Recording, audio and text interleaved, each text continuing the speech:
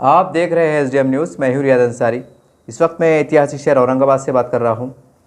अभी 2-3 घंटे पहले आपने चैनल पे देखा होगा, एक ब्रेकिंग न्यूज़ आ रही है कि मुंबई हाई कोर्ट का एक फ़ैसला आया है जिसमें उस्मानाबाद और औरंगाबाद के जो नाम की याचिका लगाई गई थी उसे खारिज किया गया है। पूरी रिपोर्ट अभी आना बाकी है। कल या शाम तक या कल हो सकता है। इंशाअल्लाह अखबारात में तमाम डिटेल आ जाएंगी कि वो कौन से पहलू थे, कौन से वो नुकात थे जिसके ऊपर हाई कोर्ट ने ये इतना बड़ा फ़ैसला लिया, या और क्या लिखा गया फ़ैसले में, सारी बात निकल के आएंगी। लेकिन जो मोटे मोटे तौर से जो मालूम पड़ रहा है वो ये है कि अब जो याचिका करता है वो कहने के सुप्रीम कोर्ट जाने की तैयारी कर रहे हैं। ये हमने कुछ सोशल मीडिया पे और जो चैनल है उसके ऊपर हमने उसको देखा है और उसकी बुनियाद पे कह रहा हूँ। और ये न्यूज़ पूरे औरंगाबाद में बहुत तेज़ी से वायरल भी हो रही है। हज़ारों लोग उसको देख रहे हैं, कमेंट्स कर रहे हैं, सारी बात है। और कहीं ना कहीं चूँकि अभी इलेक्शन चल रहे हैं औरंगाबाद में, 13 मई को जो है तो इलेक्शन होने वाला है, तो इसके ऊपर अब बहुत गहमा गहमी शुरू होने वाली है कि एक नई सियासी लड़ाई हम कह सकते शुरू होने वाली है। और जबकि मैंने इसी चैनल से आज से नहीं समझ लीजिए कि 1 साल पहले 2-3 वीडियोस बना के डाला था, इस पर एक तरह का तबसरा किया था और उसमें कहा था मैंने मुसलमानों से कि भाई ये लड़ाई हम लड़ रहे, लेकिन जो फ़ैसला मुसलमानों को उम्मीद है वो शायद ना मिले ये। लेकिन उस वक्त काफ़ी लोग नाराज़ हुए थे। उन्होंने बोले थे ऐसा कैसा, वो तो ऐसा लिखा हुआ है कि 400 साल 500 साल पुराना जो है तो नाम जो होता है उसको बदलने का अधिकार नहीं है, ऐसा है वैसा है। बहुत से तर्क दिए थे को, बहुत सी बातें निकल के आई थी। लेकिन जो आज का जो हमें फ़ैसला देखने को मिला, तो उसके बिना पर अब मुसलमानों को समझ जाना चाहिए कि इसके ऊपर अब ज़्यादा जज्बाती भी ना हो। हाँ, यकीनी तौर से आप सुप्रीम कोर्ट में जा सकते हैं, दरवाज़ा खटखटा सकते हैं, बिल्कुल जाइए आप, कोई प्रॉब्लम नहीं। लेकिन देखिए ये भी कड़वा सच है कि अब खैर देश के मुसलमान तो है, लेकिन क्योंकि हम औरंगाबाद से बात कर रहे हैं और चूँकि ये मामला औरंगाबाद से नाम से जुड़ा हुआ है, इसलिए मैं औरंगाबाद के ज़िले से ही कहूँगा ख़ास करके। और हो सका तो मैं उस्मानाबाद के लोगों से भी कहना चाहूँगा कि देखिए, मुसलमानों के नज़दीक एक अल्लाह के घर से बड़ा कोई चीज़ नहीं है। एक कुरान, एक शरीयत और एक अल्लाह का घर, ये चीज़ें ऐसी है न इस पर कोई कंप्रोमाइज़ है, ना मुसलमान इन चीज़ों से बड़ा किसको मानता है। ये एक बहुत बड़ी सच्चाई है कि अल्लाह के घर और कुरान इससे बड़ा कोई नहीं। ये मुसलमानों का अपना मज़हबी नज़रियात के मुताबिक उनके अक़ायद हैं, अपना ईमान है, जो भी है। अब सोचिए, जब बाबरी मस्जिद का फ़ैसला हो रहा था तो उस टाइम वो बहुत डिटेल है उसके अंदर, वो सबको पता है। लेकिन आपको ये भी समझना चाहिए कि उसमें 2 चीज़ बड़ी अहमियत की हामिल थी। मैं फिर एक बार दोहरा रहा हूँ कि सुप्रीम कोर्ट ने उसके अंदर एक यकीनी तौर से जो फ़ैसला जो निकल के आया था आस्था की बुनियाद पर, तो देश के 25 से 30 करोड़ मुसलमानों को यकीनी तौर से एक तकलीफ़ हुई थी। लेकिन उसमें एक ज़िक्र ये भी था कि यहाँ पहले मंदिर था या नहीं था, वो बड़ा मुनसिफ़ाना अंदाज से काम हुआ। कम से कम मुसलमान ये ज़रूर फ़ख्र महसूस करेंगे कि हमारी मस्जिद से पहले वहाँ कोई मंदिर नहीं था, लेकिन उसमें कहीं ना कहीं एक आस्था का ज़िक्र आया, वो सारी बात हुई। हालांकि बहुत कोशिश हुई, ज़मीन को खोदा गया, सारी बात हुई। लेकिन तमाम तवील लड़ाई लड़ने के बाद जब सुप्रीम कोर्ट का फ़ैसला आ गया तो 25 करोड़ देश के मुसलमानों ने, यहाँ के इस्लामी तंजीमों के ज़िम्मेदारों ने, उलमा इकराम ने और सभी पॉलिटिकल मुसलमान लीडरों ने, अलग अलग पार्टियों के, उन्होंने इसको मानो ऐन एक तरह से कबूल किया। सुप्रीम कोर्ट के फ़ैसले का एहतराम किया, खामोशी इख्तियार की गई। और यकीनी तौर से नाराज़गी थी, नाराज़गी है, लेकिन आखिरकार उन्होंने सुप्रीम कोर्ट के आगे, मतलब फ़ैसले के आगे अपना सर झुका दिया। ये एक बड़ी सच्चाई की वाली बात है। अब सवाल ये है कि इसके ऊपर कम से कम जो भी आप लड़ाई लड़ रहे हैं, अपने बाबरी मस्जिद के वास्ते भी आपने 30-35 साल लड़ा, पूरे देश की निगाह इस पर थी। वो बाद में क्या हुआ, कैसा फ़ैसला है, वो सारी बात आपके सामने है। औरंगाबाद के अंदर भी हम देख रहे हैं कि संभाजी नगर की जो लड़ाई है, ये भी कहने के 30-35 सालों से लड़ाई जो है तो लड़ाई जो हो रही कि जब बाला साहब ज़िंदा थे तो उन्होंने औरंगाबाद के इलेक्शन के मौके पर यही नाम को ज़्यादा उपयोग किया, इस्तेमाल में लाया और कहने के ये एक हिंदू मुस्लिम कह सकते हैं, एक विवादित बात कह सकते हैं, एक उसके आड़ में जो है तो राजनीति चली, और राजनीति के आड़ में जो है तो फर्स्ट क्लास जो है तो चुन के आते रहे, और इसके असरात पूरे मराठवाड़े पे पड़े, मराठवाड़े के असरात पूरे महाराष्ट्र पे पड़े। अब सवाल ये है कि आपने जो उस बाबरी मस्जिद की लड़ाई लड़े, हज़ारों धरने दिए, उसके ऊपर 92 के बाद काफ़ी बड़े पैमाने पे हम दंगे फसाद देखने में आए, काफ़ी जान माल का नुकसान हुआ, वो भी आपने देखा। उसके अलावा कई छुटपुट घटनाएँ भी हुई, कई तरह के मोर्चे निकले, बहुत सी बातें हुई, लेकिन आपको रिज़ल्ट क्या मिला? रिज़ल्ट ये मिला कि सुप्रीम कोर्ट का फैसला आया कि भाई एक देश के एक बड़ी आबादी यानी अक्सरियत कौम की इस पर आस्था है कि वहाँ पर श्री राम पैदा हुए थे, उनका जन्म स्थान है, लिहाजा यहाँ पर राम मंदिर बनना चाहिए, और वो फैसला दे दिया गया, और वहाँ आज की तारीख़ में एक बहुत बड़े राम मंदिर बन गया, उसका शुभारंभ भी हो गया। ये है सच्चाई, ये है आपका रिज़ल्ट। अब संभाजीनगर की जो आप लड़ाई लड़ रहे हैं, तो अब ये रिज़ल्ट भी कोई, इसके ऊपर आप मुसलमानों को समझ लेना चाहिए कि जब बाबरी मस्जिद का फ़ैसला आया, इतना अल्लाह के घर का बड़ा फ़ैसला आया, तो उस बाबरी मस्जिद के सामने ये औरंगाबाद नाम की क्या हैसियत है?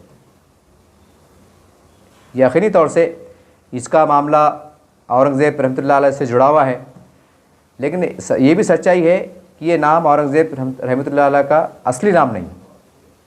ये उस वक्त जो हमने तारीख़ में पढ़ा और बड़ों से जो सुना हमने, तो उसमें उनका ये कहना था कि भाई वो एक बार शाम का टाइम घूमने निकले थे, वो धुआं निकल रहा था, वहाँ के कुछ गरीब, कुछ हिंदू भाई थे, कुछ दलित समाज के थे, कुछ आदिवासी समाज के थे, तो उन्होंने औरंगज़ेब सल्लल्लाहु अलैहि वसल्लम के लिए कुछ अच्छा इंतज़ाम किया, उनके लिए कुछ जो है तो उनको फ़ायदा पहुँचाया, उनके लिए कुछ अच्छे इक़दाम करे, उससे वो लोग खुश हुए। उन्होंने कहा कि उनको औरंगज़ेब का लक़ब दिया, औरंगज़ेब यानी कि तख्त पे ज़ेब देने वाला। उसमें ये भी जिक्र आता है कि कई रंगों से बना तख्त ताज, ये उसका मफ़हूम है, ये उसके मायने हैं औरंगज़ेब। तो इसमें अल्लाह के नाम की कोई छेड़छाड़ भी नहीं है। हाँ, औरंगज़ेब उनका नाम होता था तो हम यकीनी तौर से कुछ कह सकते थे, लेकिन ये एजाज़ी नाम है, और ख़ास बात यह है कि एजाज़ी नाम भी कहीं ना कहीं गैर मुस्लिम भाइयों ने दिया है, ये मुसलमानों ने नहीं दिया था, ये तारीख़ में लिखा हुआ है। ये अलग बात है कि उस पब्लिक में जब नाम दिया जा रहा था एजाज़ी, हो सकता है कुछ मुसलमान शामिल हो, लेकिन नाम देने वाले का जो सुझाव था, जो तजवीज़ थी, वो हमारे गैर मुस्लिम भाइयों को थी। कहीं पढ़ने में आता है कि भाई ब्राह्मण समाज के थे, कोई कहता है कि दलित समाज के थे, कोई कहता है गरीब समाज के थे, मतलब अदर समाज के थे। ये एजाज़ी नाम है। तो इसके ऊपर जिस तरह से लड़ाई जा रही है, ठीक है, एक वालियाना मोहब्बत हो सकती है क्योंकि इसकी निस्बत कहने की उनकी से जुड़ी हुई है, यकीनी तौर से मोहब्बत का होना फितरी अमल है। लेकिन सवाल ये है कि ठीक है, जो औरंगज़ेब की मतलब नाम की लड़ाई लड़ रहे हैं, मतलब संभाजीनगर की, तो लड़ने वालों को अल्लाह जज़ाए खैर दे, उनकी नीयत साफ़ है, आज भी है, कल भी रहेंगी, उनके अज़ाइम अच्छे हैं, उनकी ये सोच है कि भाई ये एक नाम है, एक ऐतिहासिक नाम है, तारीख़ है, इससे हमारी शिनाख्त जुड़ी हुई है, उनकी बहुत अच्छी सोच है। उस्मानी साहब है और दीगर लोग भी है याचिका करता, माशाल्लाह सबकी सोच अच्छी है, माशाल्लाह सब ने नेक नियति से इस केस को लड़ा, सारी बात है, बहुत अच्छी बात है। लेकिन ये भी कड़वा सच है कि यही नेक नियति के साथ अगर तमाम मुसलमान लीडर अगर मुसलमानों के मसाइल पर आवाज़ उठाते, वक्फ बोर्ड पे आवाज़ उठाते, जैसा आप वहाँ लड़ाई लड़ रहे हैं, उस्मानी साहब ने तो अपना फ़र्ज़ अदा किया, अल्लाह उनको जज़ाए खैर दे, लेकिन उस्मानी साहब को छोड़कर जितने भी पॉलिटिकल लीडर्स हैं महाराष्ट्र में, और जो 15, 20, 25 साल जो पहले जो भी लीडर्स हैं, जैसा ये बताते हैं कि बाबरी मस्जिद के ऊपर लेकर उन्होंने वो राजनीति की, हमेशा राजनीति की। जब भी 6 दिसंबर आता था तो धरने, मोर्चे, ये निवेदन, ये वो, ऐसा लगता था कि बस मुसलमानों के सच्चे खैर ख्वाह है। उसके आड़ में राजनीति चलती रही, वोट बटोरते रहे, चुन के आने के बाद खामोशी में हाथ मिलाते भी रहे, पर्दे के पीछे हुकूमत बनाने में मदद भी करे, और मुसलमान जैसे थे वैसे। ये कड़वा सच है। ये फैसला आ गया, तब तो और बोलने की जगह हो गई कि भाई अब सुप्रीम कोर्ट का फैसला आ गया, सुप्रीम कोर्ट को बड़ा नहीं है, मतलब वो फैसले के आड़ में छुप गए। मतलब जब तक 30-35 साल राजनीति करे मुसलमानों के ऊपर, जज्बात में लाकर ये लाकर कि अल्लाह का घर है और ऐसा है वैसा है, यूँ है तू है, आखिर में फ़ैसला आ गया तो जो मुसलमान लीडर बोलते थे कि हम बाबरी मस्जिद को नहीं भूल सकते, बाबरी मस्जिद हमारी है, वो मुसलमान लीडरों के बयानात है। सुप्रीम कोर्ट इज़ सुप्रीम, इसको अंडरलाइन कीजिएगा। जो मुसलमान के लीडर 25-30 साल से जो तो बाबरी मस्जिद के ऊपर राज कर रहे थे, उनकी उसके ऊपर मतलब गंदी राजनीति कर रहे थे, मुसलमानों को उस्काने का, भड़काने का, व जज्बात में लाने का काम कर रहे थे, और जैसी फ़ैसला आया तो 2-4 थोड़ा सा ताज़ियत के अल्फाज अदा करे और बाद में उनके वर्ड है, आप यूट्यूब पे जाके सर्च कर सकते हैं कौन से मुसलमान लीडर ने क्या क्या कहा था, तो उनके वर्ड है सुप्रीम कोर्ट इज़ सुप्रीम। ठीक है, हम उसका इनकार नहीं कर रहे। अरे भाई, तो फिर जब सुप्रीम कोर्ट सुप्रीम है तो फिर सुप्रीम कोर्ट के फैसले आने से पहले 25-30 साल हर इलेक्शन में ये क्यों बोलते थे आप कि हम बाबरी मस्जिद लेके रहेंगे और ये कर डालेंगे और वो कर डालेंगे, सौदा नहीं करेंगे, यूँ नहीं करेंगे। आप तो ये भी तो कह सकते थे कि भाई सुप्रीम कोर्ट का फैसला है, इंशाल्लाह जो फैसला आएगा जब देखेंगे। आज हम मुसलमानों के विकास की बात करते हैं, आपने विकास की बात नहीं किया, बस नारे तकबीर, अल्लाह अकबर और ये और वो, मुसलमानों ईमान ख़तरे में है, इस्लाम ख़तरे में है। हालांकि सच्चाई ये थी कि ये चंद मुट्ठी भर दलाल किस्म के मुसलमान लीडर जो थे, इनकी कुर्सियाँ ख़तरे में थी। इन्होंने इसके ऊपर खूब मौज करे, ऐश करे, खूब जवा के राजनीति करे। ये है कड़वी सच्चाई। ज़रा खंगालो, आप पीछे चले जाओ तो पूरा रास फाश होगा कौन से लीडर ने कब क्या बयान दिया था, उसका बयान क्या था, क्या जज्बाती बोल वचन थे, और आज उनके बोल वचन क्या थे, और सुप्रीम कोर्ट के फैसले के बाद उनके बोल वचन क्या थे। ये सब ये पुरावा ही, ये सबूत है ठोस। ऐसा नहीं कि मैं किस पे आरोप लगा रहा हूँ, मैं तो खाली औरंगाबाद ज़िले के और उस्मानाबाद के मुसलमानों को सिर्फ एक कड़वी सच्चाई से आपको आगे कर रहा हूँ कि जब अल्लाह के घर का फ़ैसला आ गया और आपने इसको बिल्कुल एकदम खूबुल मायनो ऐन किया, तो फिर अल्लाह का घर बड़ा क्या नाम बड़ा। अब ये मेरे मतलब ये नहीं है कि भाई भूल जाओ, मत लड़ो, ऐसा वैसा। बोलने का मतलब ये है कि भाई जैसा आपको एक औरंगाबाद के नाम से जो है तो वह है, मैं लड़ने वाले जो लड़ाई लड़ रहे हैं उनसे मुखातिब नहीं हूँ। हमारे उस्मानी साहब है और भी याचिका करता है, अल्हम्दुलिल्लाह, मैं उनसे मुखातिब नहीं हूँ। मैं तमाम मुसलमान लीडरों से मुखातिब हूँ जिसके ऊपर राजनीति कर रहे हैं। तो भाई जब एक बंदा, एक भाई जो है तो हाई कोर्ट में लड़ रहा है, तो बाकी मुसलमान लीडरों का क्या काम था कि वो वक्फ बोर्ड पे काम करते। कुछ मुसलमान लीडरों का काम था कि वो जो तो मतलब केंद्र सरकार से, राज्य सरकार की स्कीमात आ रही थी मुसलमानों के वास्ते, माइनॉरिटी के वास्ते, वो ईमानदारी से आप जो है इम्प्लीमेंट कराते, कलेक्टर से नुमाइंदगी करते, उसके वास्ते कोर्ट पे खड़े हो जाते कि साहब हमारे साथ नाइंसाफ़ी हो रही है, कोर्ट में याचिका डालते, कोर्ट को जो तो हुकूमत से जवाब तलब करने लगाते कि भैया आपकी सीमात की ये यहाँ तक क्यों नहीं पहुँच रही है, ये मुसलमान लीडर है, ये वहाँ के रहनुमा है, ये फ़ला ज़िले के जो है तो चुन के आए हुए ज़िम्मेदार लोग हैं, ये कह रहे हैं कि हमारे इसमें फ़ंड नहीं आ रहा है, तो आप फ़ंड कैसा पहुँचा रहे हैं, कलेक्टर साहब कैसा काम कर रहे हैं, कमिश्नर साहब कैसा काम कर रहे हैं, आपका काम करने का तरीका क्या है। तो ये आप कोर्ट के मारिफत में सरकार से पूछने लगाते थे, लेकिन आपने पूछा नहीं, आपने पूछा नहीं। मरता मरे जीता जिए, अपना क्या है भाई, आपको चुन के आगे मोकले हुए। ये चला 25-30 साल में, ये चला। तो सवाल ये है क्या खाली मतलब जज्बात की राजनीति कब तक। ये वीडियो बनाते वक्त मेरे को पर तकलीफ हो रही है, जितना आपको दर्द हो रहा है ना, मैं उनको कह रहा हूँ तकलीफ होती ना, फितरी अमल है ना भाई, फितरी अमल है, तकलीफ होंगी। लेकिन सवाल है ना कि खाली नाम से पेट भर जाएंगे क्या, नाम से पेट भर जाएगा और मुसलमानों के दूसरे मसाइल नहीं है, उसके ऊपर चर्चा नहीं होती, उसके ऊपर बड़े बड़े धरने नहीं होते, उसके ऊपर ठोस नुमाइंदगी नहीं होती। एक नाम के वास्ते तमाम लोग एक जगह, अच्छी बात है, कोई बुरी बात नहीं।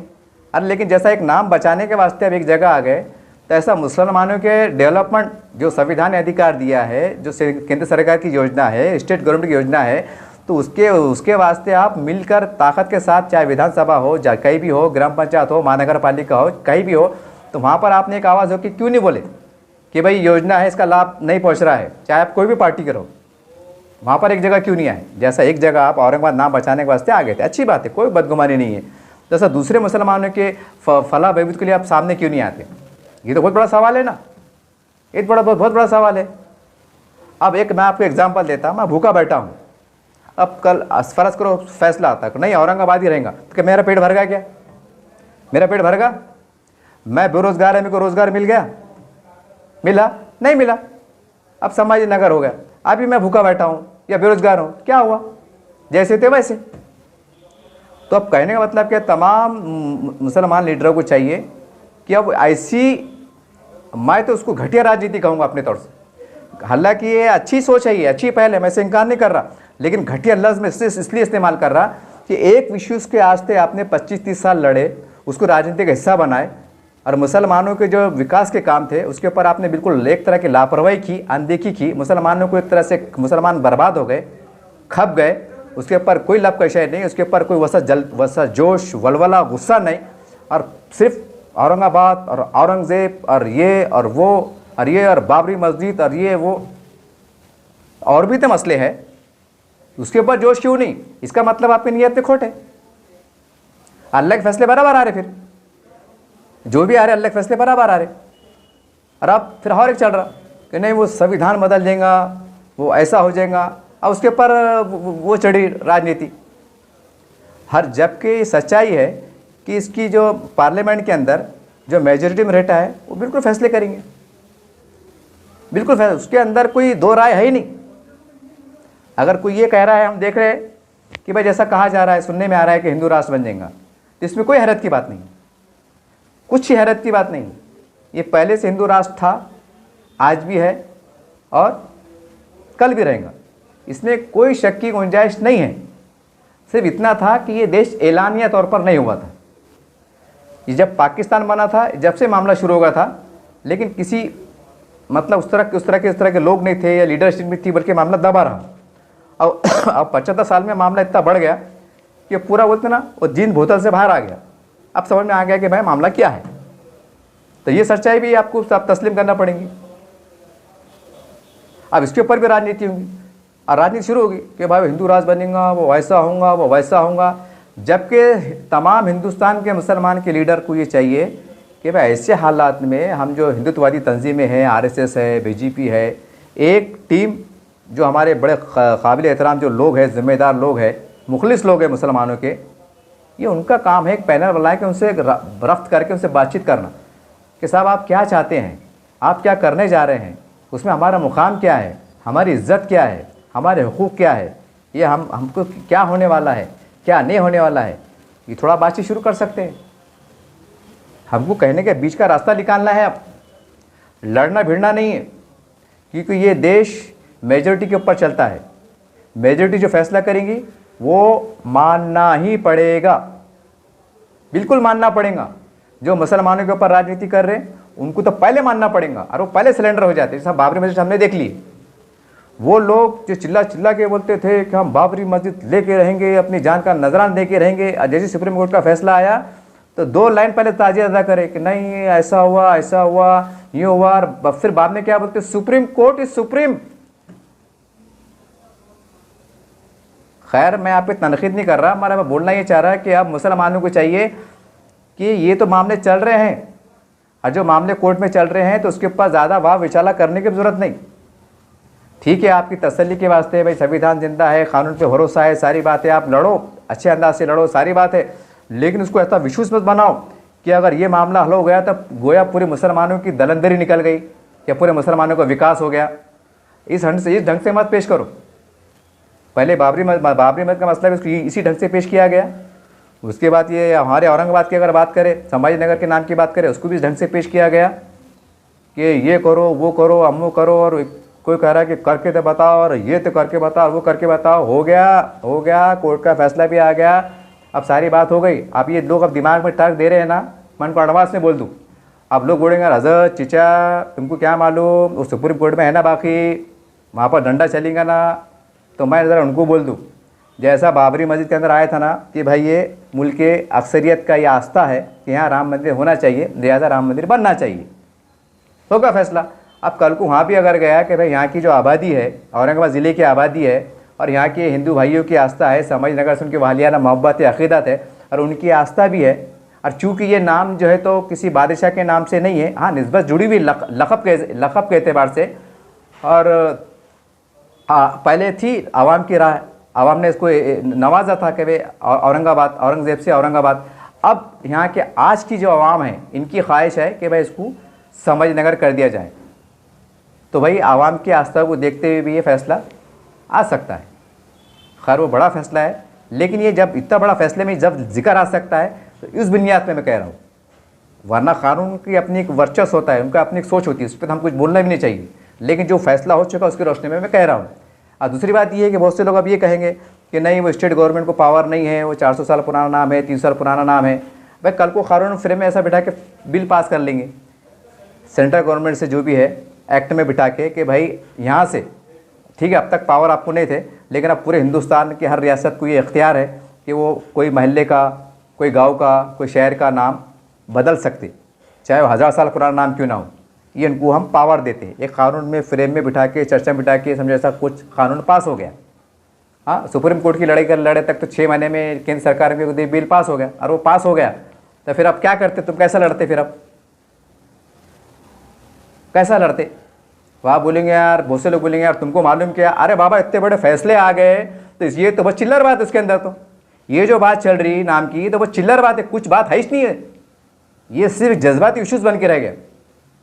और जिसके अंदर बड़े बड़े कमीशन बोल रहे, बड़े बड़े रिपोर्ट आ रही, सच्चर कमेटी की रिपोर्ट आ रही, बड़े बड़े कमीशन की रिपोर्ट आ रही कि महाराष्ट्र के हद तक, मैं खाली महाराष्ट्र की बात कर रहा कि मराठवाड़े के अंदर जो वक्फ बोर्ड का मामला है उसके ऊपर सही तरीके से अगर काम किया जाए तो पूरे महाराष्ट्र के मुसलमानों की दलंदरी निकल जाएंगी, गरीबी दूर हो जाएंगी। ये मैं नहीं बोला, बड़े बड़े स्कॉलर की राय है, बड़े बड़े नेताओं के बयानात है, अखबारत में आ चुका है, कई कमीशन की रिपोर्ट है, खाली उसकी बिना पर बोला मैं। तो उसके ऊपर मुसलमान लीडर काम ही नहीं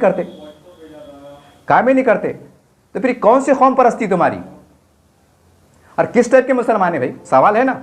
एक मुसलमान भूखा प्यासा मर रहा, उसको रोटी खिलाने के बजाय, पानी पिलाने के बजाय वो मर जा रहा, और उसकी लाश पे अगर राजनीति हो रही तो उसको आप क्या कहेंगे? मेरा सवाल है आपसे, मैं फिर से दोहरा दूं, एक मुसलमान है, वो भूखा मर रहा, वो प्यासा मर रहा, वो तड़प तड़प के मर गया, भूख की हालत में, गुर्बत की हालत में, उसको किसी ने खाना नहीं खिलाया, उसको किसी ने कपड़े नहीं पहनाया, उसका कोई इलाज नहीं करा, उसकी मदद नहीं करी, और जब मर गया तो उसके ऊपर लाश पर राजनीति होने लग जाए, तो इस अमल को आप क्या कहेंगे? मैं ज़ाती तौर से उससे मुनाफिकत कहूँगा, बदतरीन मुसलमानों से दुश्मनी कहूँगा, मैं अपने तौर से, मेरा अपना मिजाज है। आप क्या सोचते हो मेरे को नहीं मालूम। वो हाल मुसलमानों का है, मुसलमान गुर्बत के मारे डूब रहा है, मर रहा है। यहाँ तक कि मुसलमान, कई गरीब मुसलमान अपनी जवान बेटियों की शादी के लिए चंदा जमा करने मजबूर हैं। ऐसे वाक़यात भी देखने में आ रहे हैं। कई हमारी बेटियाँ, माँ बहनें जो तो मस्जिद के बाहर भीख मांगते नज़र आ रही है, कोई सहारा नहीं है, कोई ज़रिया नहीं है, और एक तरफ जो है तो वक्त की ज़मीन पर धन्ना सेठ बैठे हुए हैं, लाखों कमा रहे हैं, हज़ारों कमा रहे हैं, और वो हमारी माँ बहन बेटी जो है तो मस्जिद के बाहर बैठी है कि भैया मेरे को दवा को पैसे नहीं है, मेरा शोहर बीमार है, हमारे कोई नज़्म नहीं है, कोई सिस्टम नहीं है। और क्या बोलते हम तो 25 करोड़ है, हम तो ये है, और हम तो वो है, और जो तुमको काम करना चाहिए वहाँ पर तुम्हारा ध्यान ही नहीं है। और फिर क्या बोलते, RSS बदमाश है, शिवसेना बदमाश है, BJP बदमाश है, वो हिंदू लीडर बदमाश है। क्या है ये? कैसा है? अरे आज संविधान पूरी तरह से सलामत है।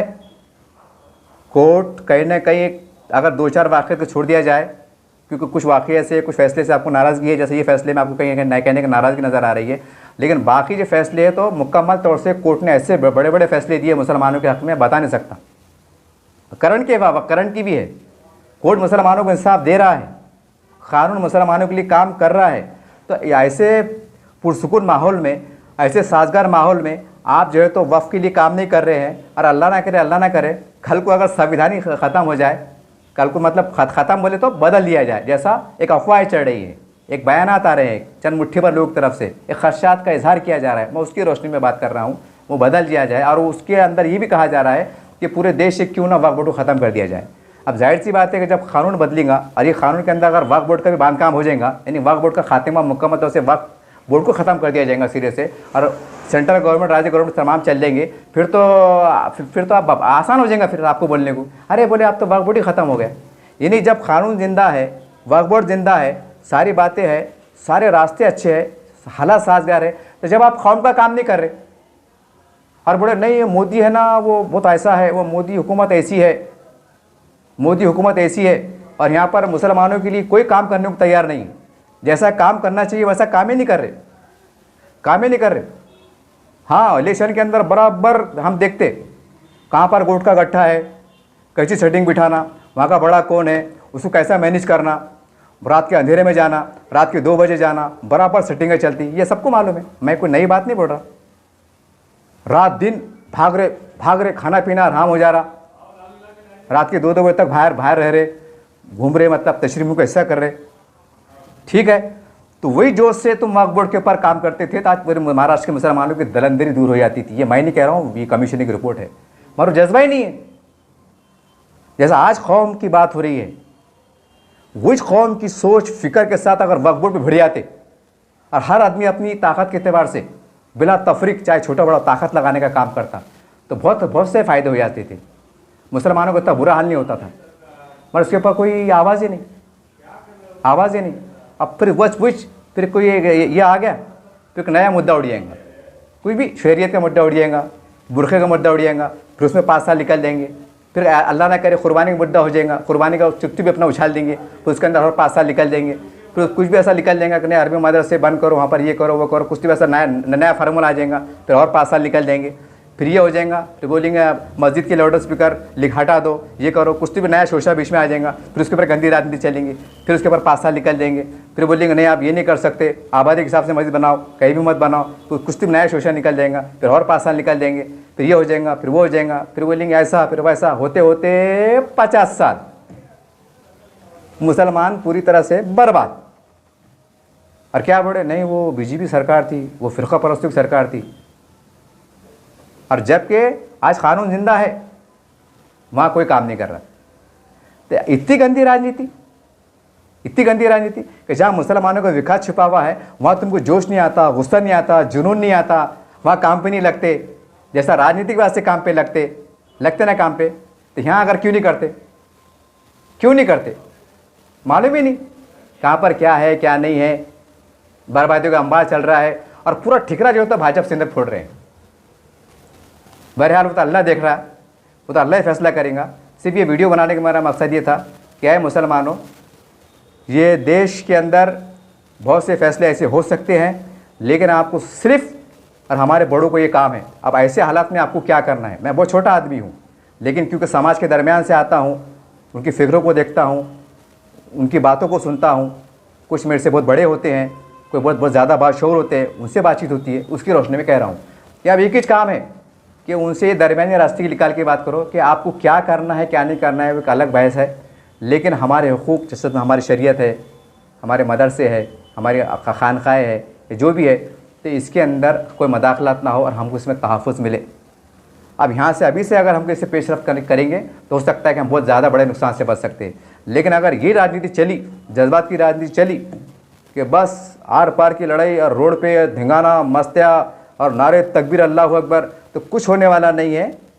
ये सब माहौल जब टीवी पे दिखता, अखबार में छपता, जब सोशल मीडिया बताया जाता, तो कुछ मुट्ठी भर लोग, हमारे जो बिरादरान वतन है, बड़ी अक्सरियत वाले जो पुरअमन पसंद है, जो सेकुलर पसंद है, उनको गलत मैसेज जाता। और हिंदुस्तान का मुसलमानों की 2 बार तकदीर फूटी।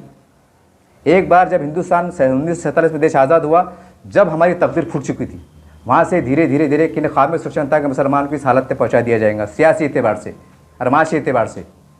और उसके बाद से जब सियासत में उस वक्त नया मोड़ आ गया जब इस देश के 100 करोड़ जो हिंदू भाई, जो कहीं ना कहीं श्री राम पर, सीता माता पर, उनके ऊपर एक आस्था रखते हैं, उनको भगवान का अवतार मानते हैं, उनकी पूजा अर्चना करते हैं, उनके ऊपर कीचड़ उछाला गया। पूरे 100 करोड़ देश ने देखा, वो किस अंदाज से देखा, कैसा कर सका है, उनका मन दुखा, उनकी दिल की आह निकली। और ख़ास बात ये रही कि उस वक्त के जो मुसलमान थे, जो भी थे, उन्होंने एक आवाज़ होकर उसकी मजम्मत नहीं की। अब ये तो सोचने वाली बात है ना कि जब नबी करीम सल्लल्लाहु अलैहि वसल्लम की शान में गुस्ताखी होती है तो नारा लगता है कि गुस्ताख रसूल की एक ही सज़ा, सर तन से जुदा। ये आपने नारे देखे होंगे। सवाल ये है कि हमारे जो अक्सरियत है, हमारे बिरादरान भाई है, हमारे हिंदू भाई है, जो श्री राम पर, सीता माता पर विश्वास रखते हैं, उनको भगवान का अवतार मानते हैं, अगर उनकी शान में गुस्ताखी होती है, उनके बारे में कुछ भला भला कहा जाता है, तो क्या हमारे 100 करोड़ भाई हिंदू बर्दाश्त करेंगे?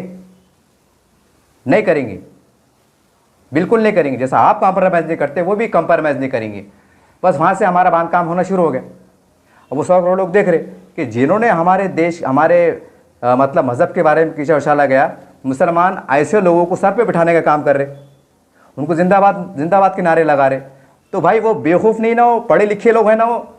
और क्या तो बोले हम ऐसा इस्लाम को मानने वाले हैं कि बोले भाई ऐसा हमारा ऐसा निज़ाम है, हमारे इंसाफ का ऐसा पैमाना है, अगर बेटा भी मुजरिम है और खलीफा का बेटा अगर मुजरिम है और इंसाफ करने वाला भी अगर वो है जज अगर मुसलमान है तो वो भी अपने बेटे के खिलाफ जो है तो फैसला दे सकता है। हमारे इस्लाम में इतना ऐसा है कि इसमें बाप बेटा कुछ नहीं, इंसाफ तो इंसाफ, चाहे हिंदू रहो मुसलमान रहो।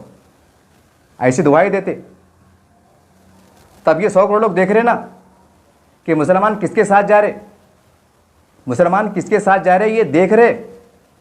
अगर हमारे नबी की शान में किसी ने गुस्ताखी करा, टी राजा अगर औरंगाबाद से इलेक्शन लड़ा और यहाँ से अगर चुन के आ गया, एक एग्जाम्पल मैं दे रहा, अब तो जाहिर सी बात है कि जो यहाँ के जो वोट देने वाले लोग हैं तो उनके बारे में आपकी क्या राय रहेगी। अब ये बोलेंगे ना यार ये भी लोग अंदर से बदमाश है, गलत है, ऐसा वैसा है, आपके दिल में ख्याल पैदा होगा। तो भाई उनके दिल में तो ख्याल पैदा हो रहा ना कि ये लोग इतना खुल्लम खुल्ला बोल रहे, ये बोल रहे यार जो है तो, और हम 100 करोड़ लोग देख रहे, तो फिर उनके दिमाग में उनके दिमाग ख़राब होंगे। खैर आप चल जा रहा, हो सकता है जब नए नए कानून बनेंगे तो उस वक्त ऐसा भी कानून बन सकता है, ऐसा भी कानून बन सकता है, मैं तो कहूँगा बनना चाहिए कि किसी भी मज़हब के ख़िलाफ़ और के ख़िलाफ़ कोई मतलब चाहे हिंदू हो कि मुसलमान हो, अगर श्री राम के बारे में, सीता माता के बारे में, नबी सल्लल्लाहु अलैहि वसल्लम के बारे में कोई गुस्सा कर अमल करता है उसके चौराहे पे फांसी देना चाहिए, ऐसा कानून बनना चाहिए। जो लोग टीका करते हैं, बोल के मोकले हो जाते हैं, अपने राजनीति कर लेते हैं, बाद में खामोशी इख्तियार कर लेते हैं और 25 करोड़ मुसलमानों को एक तरह की मुसीबत में छोड़ देते हैं, ये सच्चाई है। तो ये वीडियो बनाने के एक ही मकसद है कि मुसलमानों को भी देखना पड़ेगा, आप जज्बात में मत चलिए, आप हमको देखना पड़ेगा कि हमारे 100 करोड़ भाई हिंदू भाई का मामला क्या है। अब रहा ये नाम का सवाल, समझने औरंगाबाद का, तो अब ये तो जग ज़ाहिर है, आप कुछ भी कर लो आप, अब जो फैसला होना है आगे भी जो होना है होके रहेगा। बस आपसे इतनी गुजारिश है कि जो भी आप पार्टी को मानते हैं, जिसको बड़ा मानते हैं, उनको ये ज़रूर कहिए कि जैसा आप इसके बारे में कहे, हमारे हुकूक़ के बारे में क्या है, वक्फ बोर्ड के बारे में क्या है, हमारे विकास के बारे में क्या है। अब जातिवाद की बातें बंद करो, मस्जिद मंदिर की बातें बंद करो, हिंदू मुस्लिम करना बंद करो और विकास की बात करो, हमारे डेवलपमेंट की बात करो। और जो मजहबी मामला थे वो अल्लाह रसूल पे छोड़ो। यकीनी तौर से अल्लाह बड़ा कारसाज है, कल क्या होने वाला है हमको पता नहीं, अल्लाह रसूल बेहतर जानता है। उम्मीद है कि इसके अंदर बहुत तल्ख सच्चाई थी, काफ़ी लोग पसंद नहीं आएंगी, लेकिन ये कड़वा सच है। उम्मीद करते हैं कि इस पैगाम को आप समझने की कोशिश करेंगे। जय हिंद, जय महाराष्ट्र।